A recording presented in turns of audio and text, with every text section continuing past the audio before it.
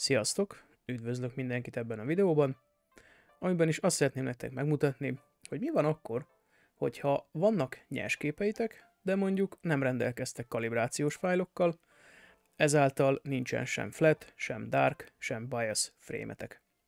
Nem kell meglepődni, ugyanis a Cyrillen belül ezt is meg lehet csinálni, kettőféle módszer van erre. Az idézőjelesen manuálisat fogom most nektek bemutatni. Egyébként zárójelbe jegyzem meg, vannak olyan scriptek, amiket a Cyril oldaláról le lehet tölteni, és ahogy itt látszik is a néven belül, ha erre például rákattintanék, akkor dark nélkül készíteni el a stackelést, ha erre kattintanék rá, akkor flat képek nélkül, vagy ha erre itt, akkor mind a hármat, tehát még a bias frame-et is kihagyná. Na most hagyjuk ezt az előre legyártott scriptet, és álljunk neki saját magunktól, úgymond manuálisan kiválogatni a képeket, átnézni azt, hogy melyik az, ami esetleg nem megfelelő, majd stackelni, és egy picit megnézzük azt is, hogy hogyan tudnánk ezt az egészet kidolgozni. Ehhez nincs más teendő, természetesen, mint minden egyes kezdésnél, hogy meg kell adjuk a Cyrilnek azt a mappát, ahová majd ezeket a fájlokat el tudja menteni.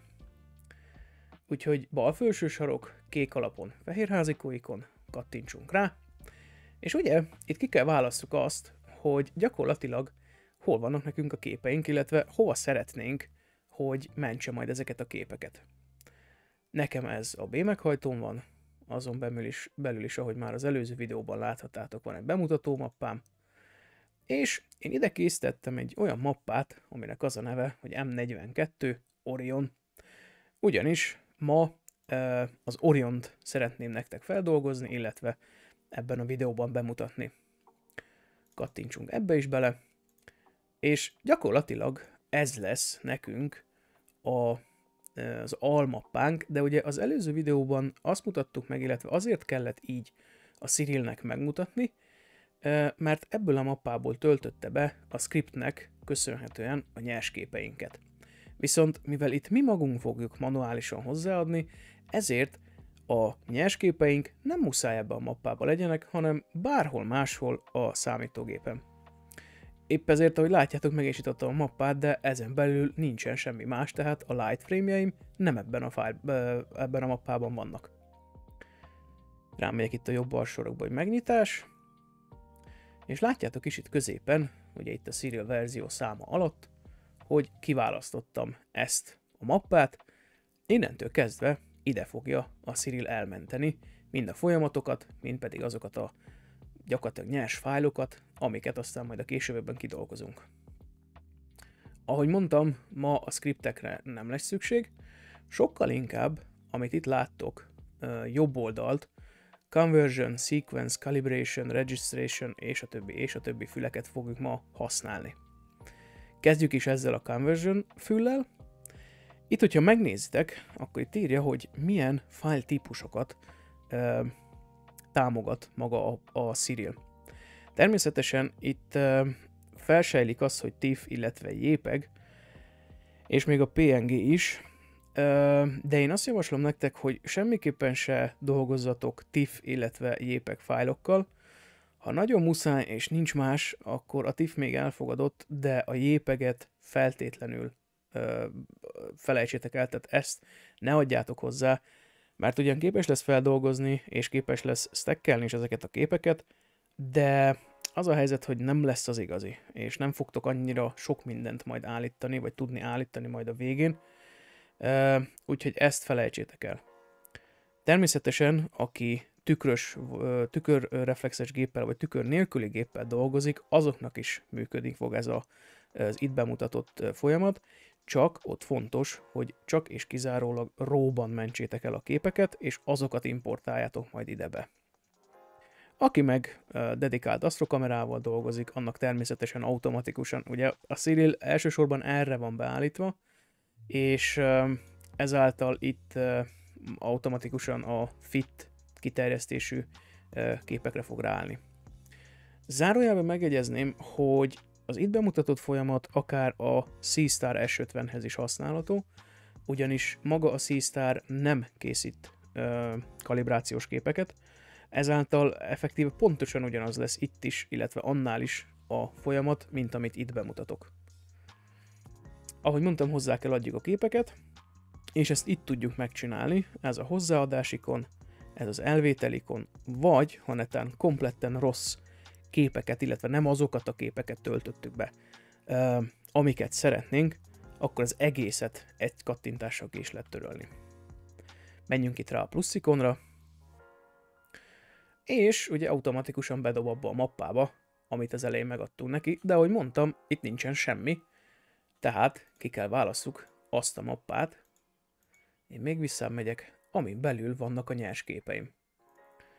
Ez nekem, ha jól emlékszem, pont itt lesz. Itt ugye én már nekiálltam az Orionnak korábban kidolgozni, itt látjátok is, hogy azért van egy-két elnevezés, és ahogy mondtam, sem a Biased, sem a Dark, sem pedig a flat fájlokat nem fogjuk ebben a videóban használni, csak és kizárólag a lights, vagyis a nyers képeimet. Én ezt meg is nyitom. Itt azért viszonylag sok képet tudtam rögzíteni. Egyenként 3 percesek, ugye itt írja, hogy maga a kép az light frame, tehát nyers képek, M42 az az objektum típusa, illetve neve, bocsánat, ugye, hogy mennyi ideig készült maga a kép, és itt pedig a dátum. Jöjjünk ide fel az elejére, és így, hogyha bármelyikre rákattintunk, de én javaslom itt az elsőt, majd pedig nyomunk egy Ctrl-A billentyű kombinációt, akkor a mappán belül, vagyis a Lights mappán belül az összes képet ki tudom jelölni, és csak rámegyek arra, hogy Add. És ha mindent jól csináltunk, akkor itt látni fogjuk jobb oldalt, hogy hát azért itt tényleg van egy pár fájl. Itt alul írja is, hogy 90 fájlt adtam hozzá. Javaslom, hogy próbáljátok meg úgy, hogy minél több kép legyen. Nyilván ugye minél több adatot tudtok összeállítani, összestackelni, annál jobb lesz, annál zajmentesebb lesz a nyers stackelt kép is. Úgyhogy én azt mondom, hogy ha tudjátok, és ha lehet, és van rá időtök, akkor minél több képet, illetve minél több időt tegyetek bele egy képbe. Ha meg vagyunk azzal, hogy hozzáadtuk, akkor el kéne nevezzük ezt az egész folyamatot, és én őszintén szóval itt nem szoktam túlbonyolítani, mivel mindent manuálisan csinálunk, ezért effektív ránk van bízva, hogy nevezzük el ezt az egész folyamatot, és itt most az lesz a lényeg, hogy gyakorlatilag csak be fogja tölteni a regisztrációhoz a képeket, és ebből csinál egy sequence-t. És ezt a sequence-t kell elnevezzük valahogy. Ahogy mondtam, én ezt nem bonyolítom túl, egész egyszerűen adok neki egy olyat, hogy light 2, vagy alsó vonal M42, mert ugye ez az Orion katalógus neve. És ami fontos ebben az esetben, hogy ez a debugger kis ikon legyen bekattintva.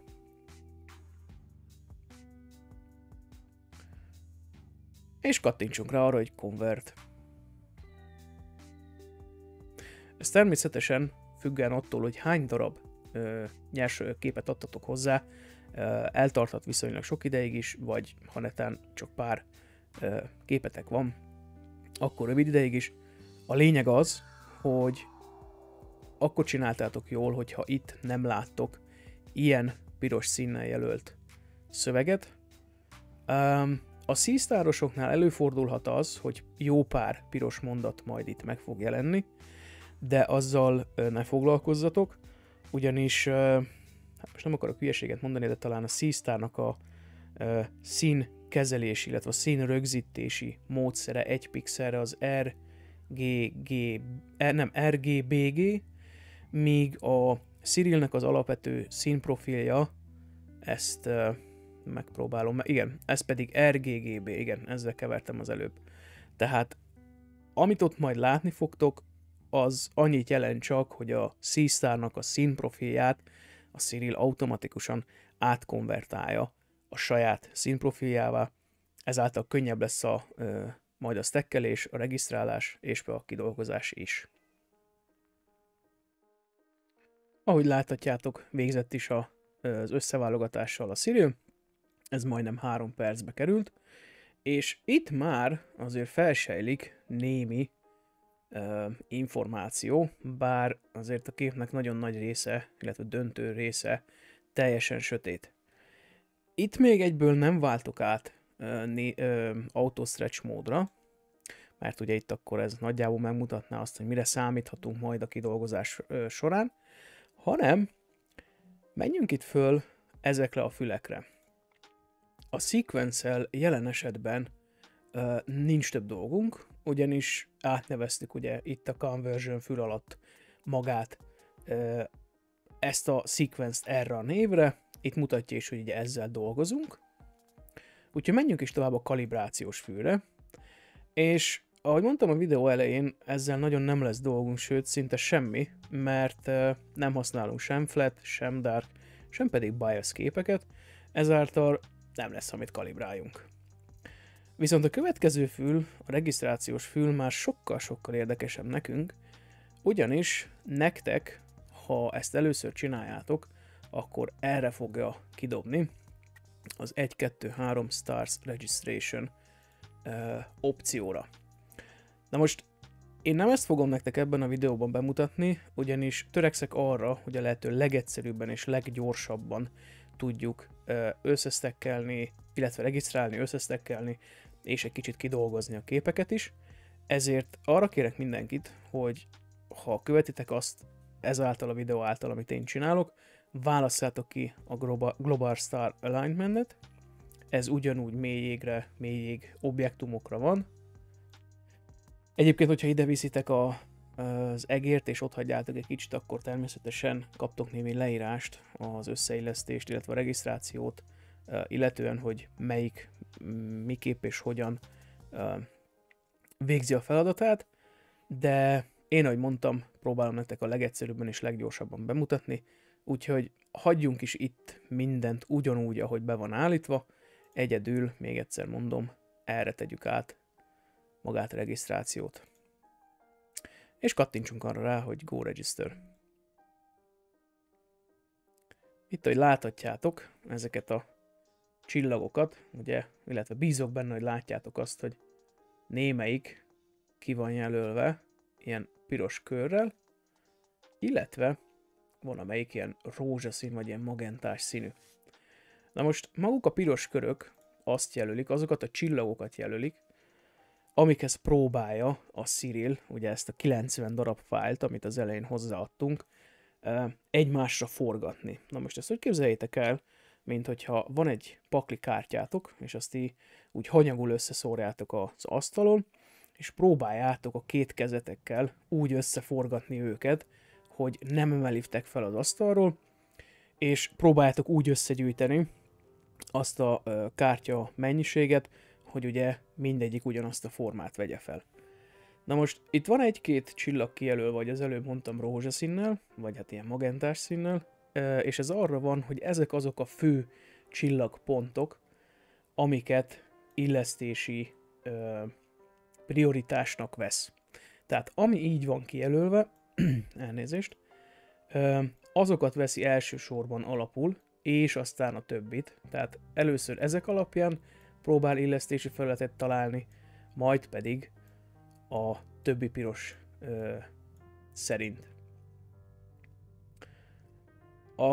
Lenyomjátok a Ctrl gombot, és nyomva tartjátok, majd pedig görgettek előre, illetve hátra, akkor tudjátok így nagyítani, illetve kicsinyíteni a képet, és így tudtok majd zoomolni is.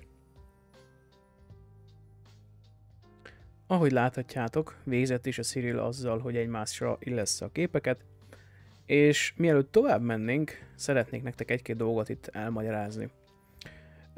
Elsősorban itt ugye kiírja azt, hogy maga a regisztráció végzett, maga a 90 képet feldolgozta, ez ugye 3 percig tartott, és ez a sor itt az, ami érdekes, ugyanis lehetséges, hogy nálatok majd itt a totál 0 helyett más számok lesznek.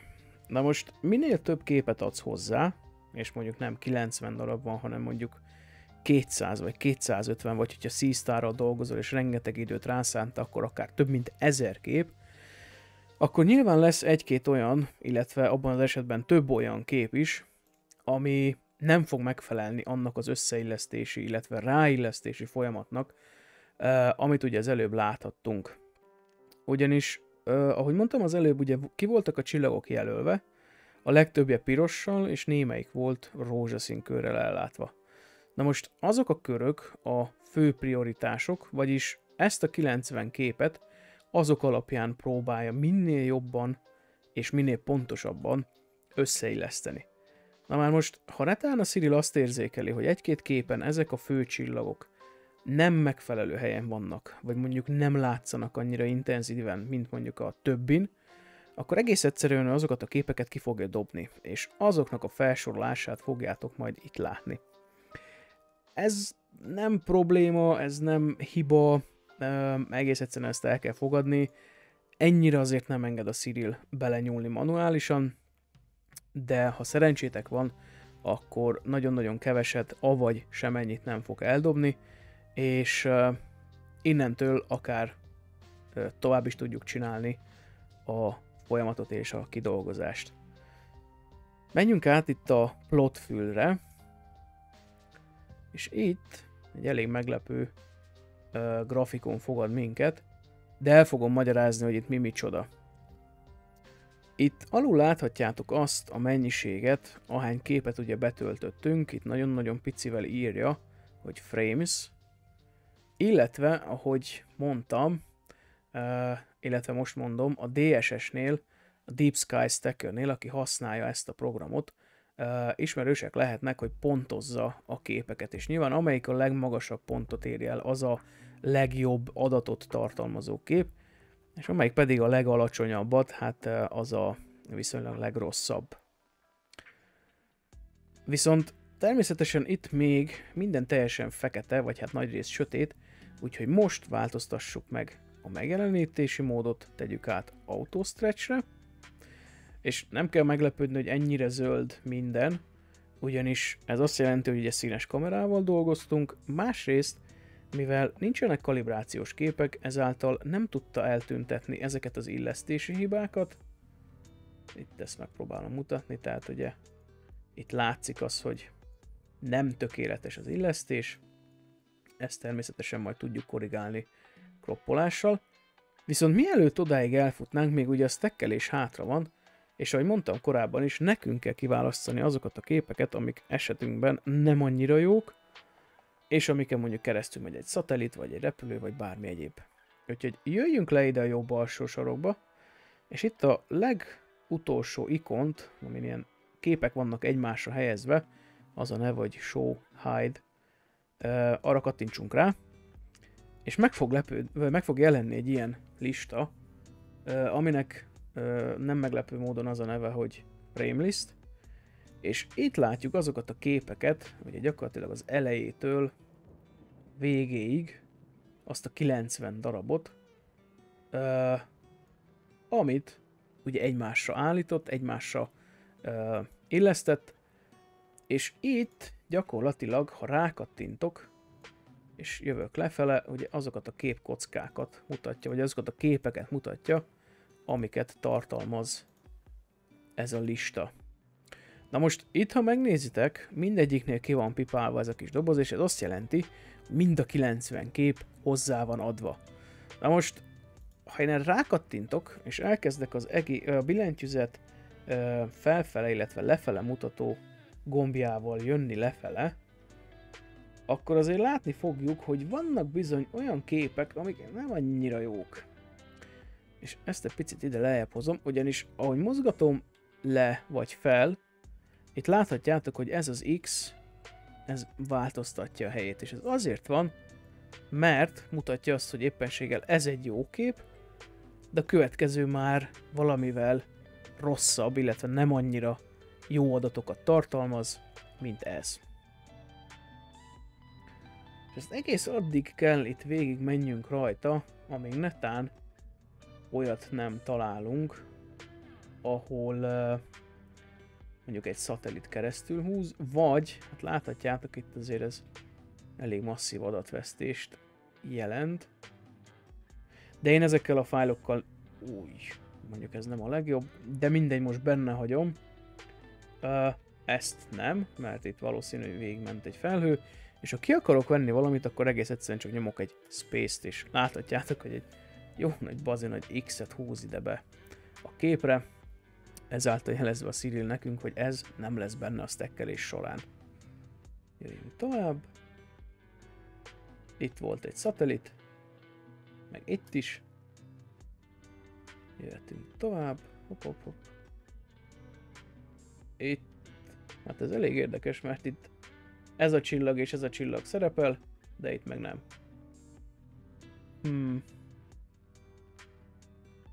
Ezt nem tudom mire vélni. Mert ez a többi képen sincs rajta. Érdekes. Na mindegy, ezzel most nem foglalkozunk. Menjünk még tovább. Persze ezek a minőségi vonal, vagy képzeletbeli vonal alatt vannak, vagyis azt jelenti, hogy nem az igazi a képek minősége az elsőkhöz képest, tehát azokhoz képest, amik ugye itt a bal felső sarokhoz közelebb helyezkednek el.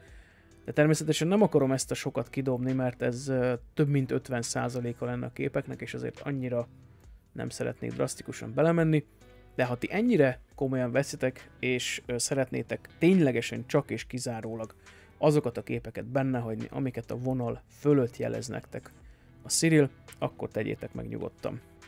Én ezen most csak szeretnék gyorsan végigmenni, hogy nagyjából láthassátok azt, hogy miről is szól ez a manuális megoldás. Jó.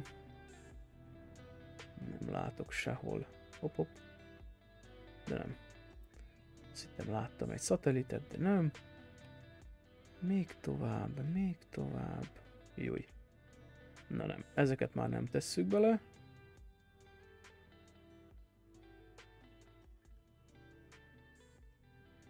Wow, ez sem.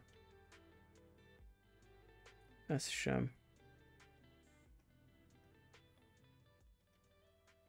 Ez sem. És ezt sem. Jó. Itt mutatja is, hogy 83-ot hagytunk meg a 90-ből. Nyilván nektek itt ez más lesz, attól függ, hány darab fájllal dolgoztok. Zárjuk be ezt a listát. Nem fog ezzel eltűnni semmi. És gyakorlatilag nincs más dolgunk, mint hogy összesztekkeljük a kiválasztott képeket, és hát itt gyakorlatilag ki lehetne sok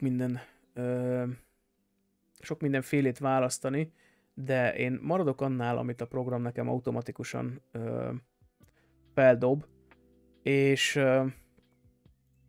én nem fogok semmi változtatni, hagyom így additíven, és ahogy mondtam, nincs más dolgunk, menjünk rá arra, hogy Start Stacking.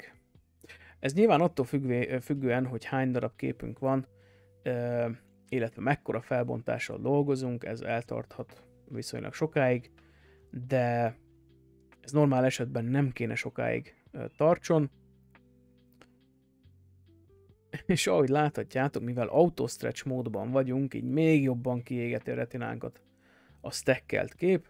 Ezt ugye jelzi maga a Cyril, hogy ez már a stackelt végleges nyers kép. Ezt gyorsan vissza is teszem lineárra, mert ez egész egyszerűen kényelmetlen volt. És ezt a részt egy kicsit én visszacsökkentem, mert erre itt most már nem lesz szükségünk. Jó. És nincs más dolgunk hátra, mint az, hogy nekiálljunk kidolgozni a képet. De most, ahogy mondtam, én ezt nem fogom részletesen bemutatni, erre van már egy másik videóm. Az alapján természetesen bárki nekiállhat kidolgozni a képét. Innentől kezdve az a videó már erre a nyers fájlra is érvényes. Viszont egy picit azért belemennék ebbe, hogy nagyjából ez hogy tudna kinézni, amit eddig összesztekkeltem.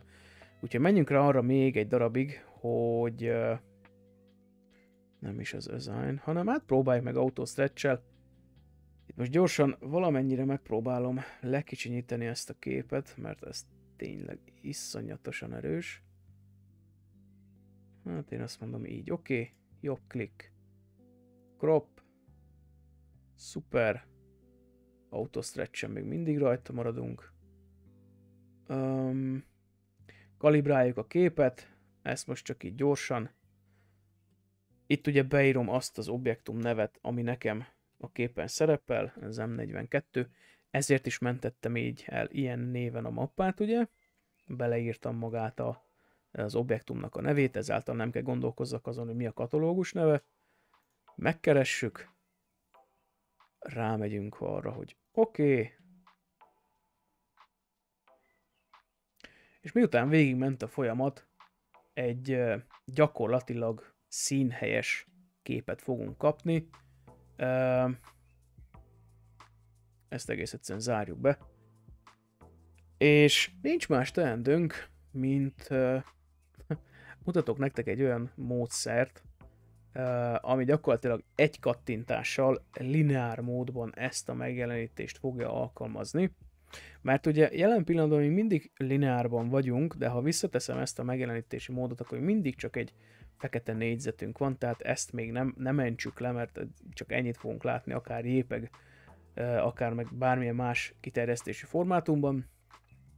De ahogy mondtam, váltsuk vissza lineárra, jöjjünk fel ide az Image Processing fülre, és itt fentről a harmadik verziót válasszuk ki, azt, hogy Histogram Transformation.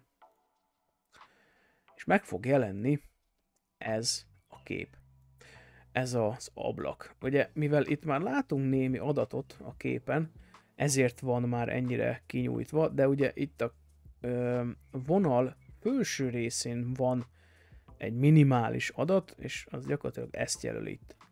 Viszont nekünk itt nincs más teendőnk, mint egész egyszerűen erre a csavarkulcs ikonra rákattintani, és ahogy mondtam, lineár módban kidolgozza nekünk a képet egyetlen darab kattintással, és ha ti azt mondjátok, hogy erre a kattintásra, amit láttok, vagy ebben az esetben, amit én is látok, ez így szép, és ez így tetszik nektek, akkor én azt mondom, hogy okézzuk le, zárjuk be, és ezáltal gyakorlatilag van egy, hát nem 100%-osan, de majdnem 100%-osan kidolgozott képünk. Itt még a Green Noise-t el lehet távolítani. Oké, ezt bezárjuk. Hát mivel lenne érdemes? Talán egy kicsit a feketéből visszább hozok. Még egy kicsit. Na még egy kicsit. Jó. És talán a szín szaturáción lehet egy kicsit változtatni.